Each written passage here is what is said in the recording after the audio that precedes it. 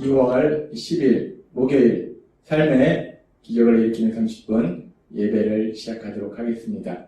하나님께서 오늘 우리에게 주신 말씀은 사도행전 13장 17절에서 20절까지 말씀입니다.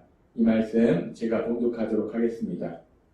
이스라엘의 하나님이 우리 조상들을 택하시고 그들이 이집트 땅에 머물러 있는 동안 그들을 큰 민족이 되게 하셨으며 큰 능력으로 그들을 거기서 인도해 내셨습니다. 그리고 하나님은 광야에서 40년 동안 그들을 돌봐주셨으며 가나안 7민족을 멸망시키시고 그 땅을 유산으로 나누어 주셨는데 그 기간이 약 450년이나 걸렸습니다. 그 이후로 하나님은 예언자 사무엘 때까지 사사들을 주시다가 아멘. 오늘 이 시간 하나님께서 우리에게 주신 말씀을 듣기 전에 잠시 기도하는 시간 갖도록 하겠습니다. 하나님 아버지, 오늘도 이 자리에 있는 저희들을 사랑하시고 그래서 저희를 만나주시고 하나님 아버지 친히 저희에게 말씀하여 주시니 감사합니다. 하나님 아버지, 오늘도 저희의 마음의 문을 열어주셔서 저희를 사랑하신 하나님 저희에게 주시는 말씀을 듣게 하시고 그 말씀을 통해서 저희를 사랑하신 하나님이 어떤 하나님이신지 다시 한번 기억할 때 그 하나님을 믿음으로 담대하게 세상을 살아가는 저희가 될 수 있도록 은혜 베풀어 주옵소서. 예수님의 이름으로 감사하며 기도드리옵나이다. 아멘.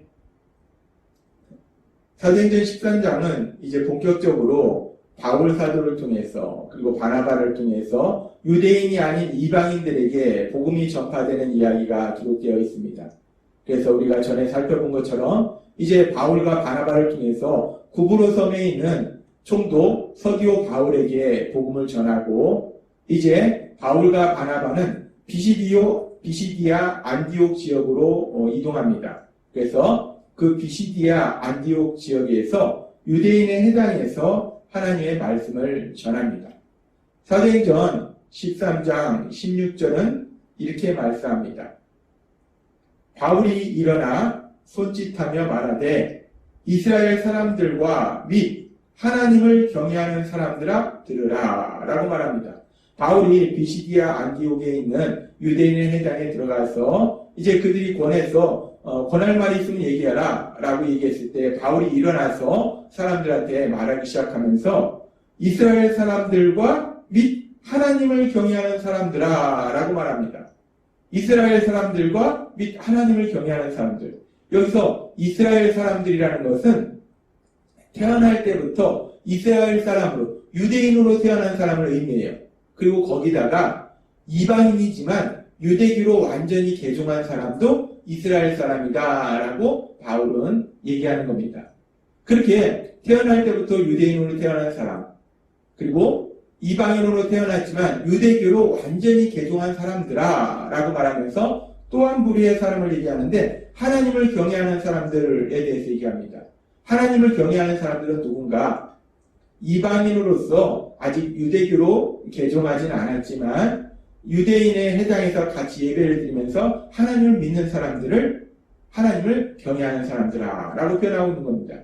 그래서 지금 바울 사도는 지금 말씀을 전할 때 유대인 그리고 이방인이지만 유대교로 개종한 사람, 이방인인데 하나님을 믿지만 아직 유대교로 개종하지 않은 사람들에 대해서 하나님의 말씀을 전합니다. 지금 바울 사도가 하나님의 말씀을 전하는 이 비시디아 안디옥 지역이 이방 땅이기 때문에 이 지역에는 사실 유대인들보다는 이방인이 더 많이 살고 있었어요. 그렇게 이방인이 더 많이 살고 있었는데 그럼에도 불구하고 이 비시디아 안디옥 지역에 와서 살고 있던 유대인들을 통해서 이방인들이 하나님을 믿게 되어서 이제 유대인의 해당에서 함께 예배를 드리고 있다는 겁니다. 그래서 지금 바울 사도는 얘기하고 있는 거예요. 민족적으로 유대인이든 이방인이든 상관없이 이들의 공통점은 뭐냐면 유대인이 믿는 하나님, 그 유일하신 하나님, 그 하나님을 믿는 사람들, 그 하나님을 믿는 사람들 향해서 바울 사도가 말합니다. 그러면서 바울 사도는 본격적으로 말씀을 선포하면서 사도행전 13장 17절에서 이렇게 말씀합니다. 이스라엘의 하나님이 라고 말씀합니다. 이스라엘의 하나님이 지금 바울 사도는 이 유대인 회당에서 예배를 드리고 있는 사람, 이스라엘의 하나님, 유대인의 하나님을 믿는 사람들에게 말씀을 전하면서 이스라엘의 하나님이 너희가 믿는 하나님이라고 말하고 있는 거예요.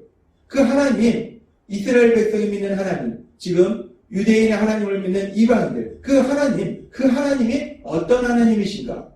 그 하나님은 어떤 역사를 이루신 건가? 그 하나님의 역사에 대해서, 그 하나님이 어떤 하나님이신가에 대해서 바울 사도는 말합니다. 그러면서 우리가 읽은 사도행전 13장 11절의 말씀을 다시 한번 살펴보면 사도행전 13장 11절은 이렇게 말씀합니다. 이스라엘의 하나님이 우리 조상들을 택하시고 라고 말씀합니다. 이스라엘의 하나님, 그들이 믿는 하나님이 이스라엘 백성을 택하셨다라고 말씀하십니다.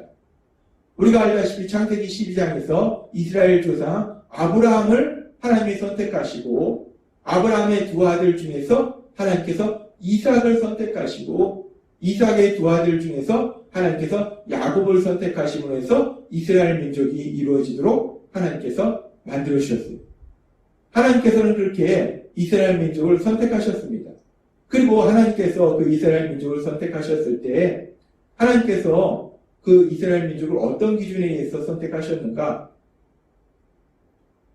신명기 7장 7절의 말씀을 통해서 하나님께서는 이렇게 말씀하십니다.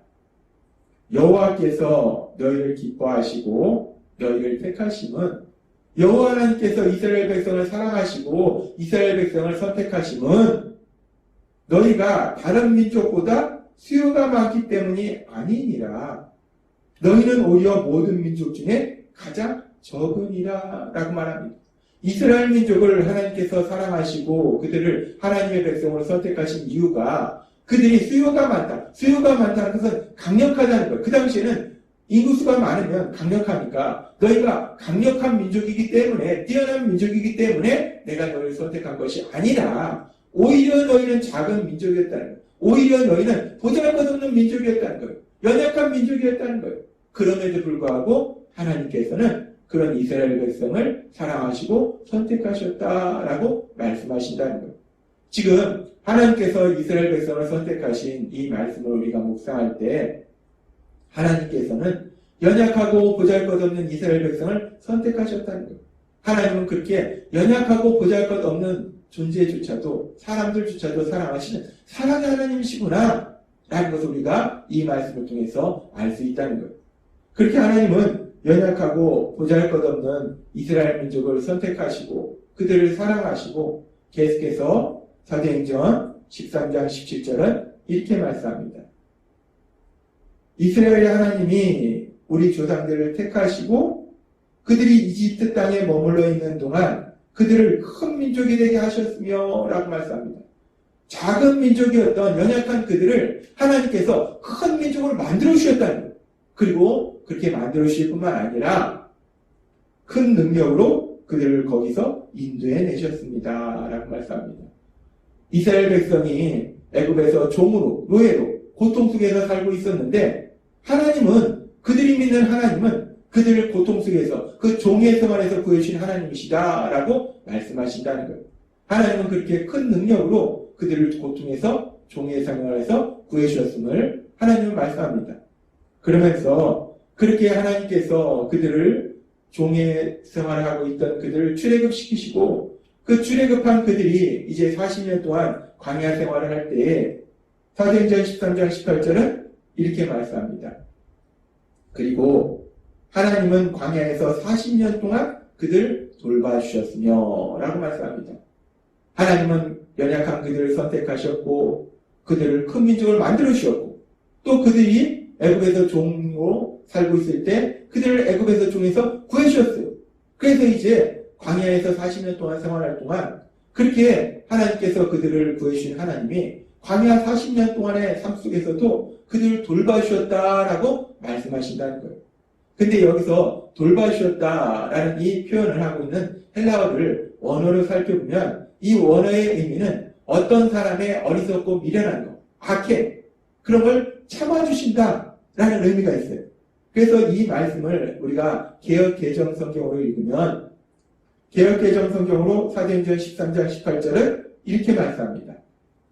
광야에서 약 40년간 그들의 소행을 참으시고, 광야에서 약 40년간 그들의 소행을 참으시고 라고 말씀합니다.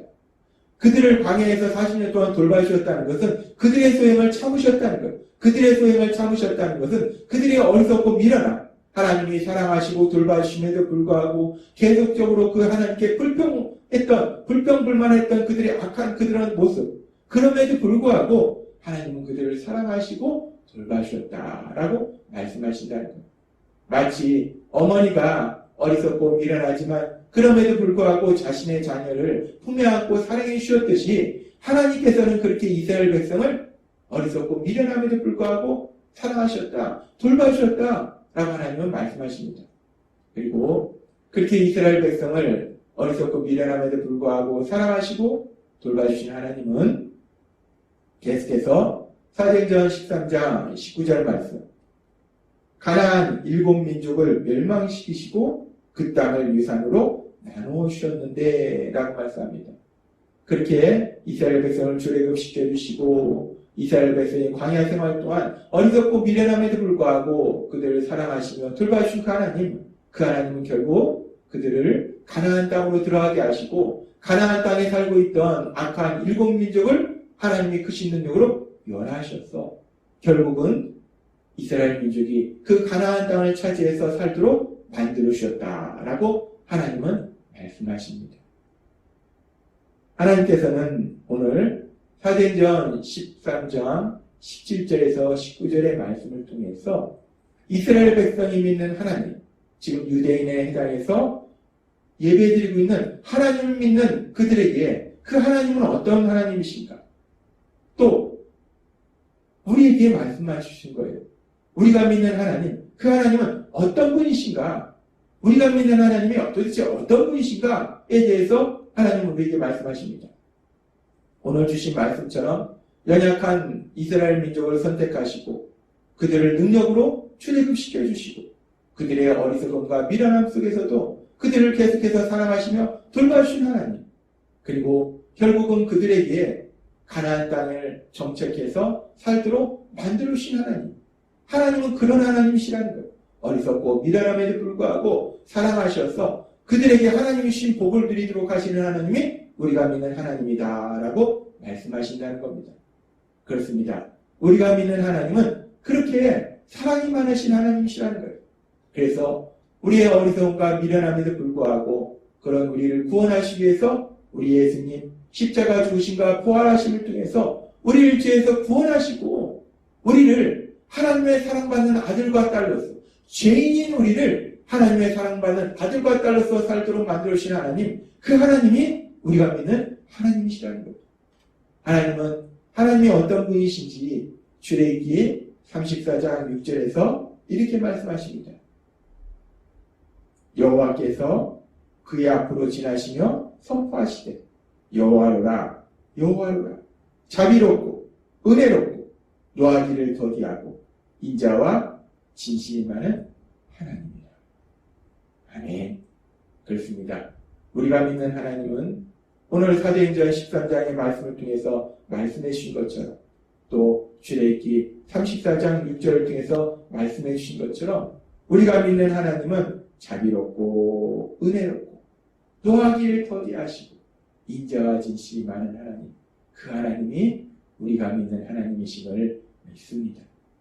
그 하나님을 믿음으로 인해서 그 하나님의 사랑 안에서 그 하나님의 신복을 마음껏 누리시는 여러분이 되시기를 주님의 이름으로 축원합니다. 기도하겠습니다. 하나님 아버지 감사합니다. 오늘도 주신 말씀처럼 우리가 믿는 하나님은 어떤 분이신가? 우리가 믿는 하나님은 오늘 주신 말씀처럼 출애굽기 34장 6절의 말씀처럼 그렇게 사랑이 많으신 하나님, 인자하신 하나님, 자비로우신 하나님, 은혜로우신 하나님, 그 하나님이 우리가 믿는 하나님이심을 믿습니다. 그 하나님을 믿음으로 그 하나님의 사랑 안에서 그 하나님이 주신 복을 한껏 누리는 저희 모두가 될 수 있도록 은혜 베풀어 주옵소서. 예수님의 이름으로 감사하며 기도드리옵나이다. 아멘. 이 시간도 하나님께서 우리 주신 말씀을 묵상하면서 조용히 기도하는 시간 갖도록 음.